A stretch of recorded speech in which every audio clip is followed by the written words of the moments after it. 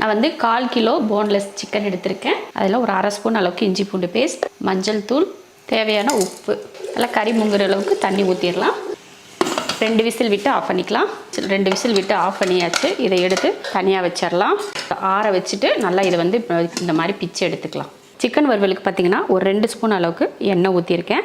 எண்ணெய் காஞ்சதுமே ஒரு 1/2 ஸ்பூன் அளவுக்கு சோம்பு, கொஞ்சம் கருவேப்பிலை, 2 வெங்காயம்.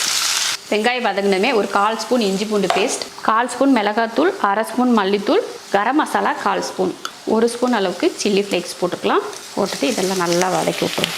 அடுத்ததாக சிக்கன் வேக வச்சு இது போல் நல்லா பிச்சு எடுத்து வச்சுருக்கேன். அதை சேர்த்துடலாம்.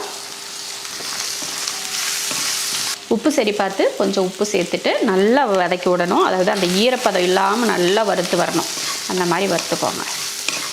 அவ்வளோதான் பாருங்கள், நல்லா அந்த சிக்கனில் இருக்க ஈரப்பதம்லாம் வற்றி ட்ரை ஆயிடுச்சு. சும்மா ஒரு 1/4 ஸ்பூன் அளவுக்கு மிளகுத்தூள், கொஞ்சம் கருவேப்பிலை, மல்லித்தலை போட்டு கலந்துருவோம். அவ்வளவுதான், ரெடி ஆயிடுச்சு. இப்போ அடுப்பு ஆஃப் பண்ணிவிட்டு இறக்கிடலாம்.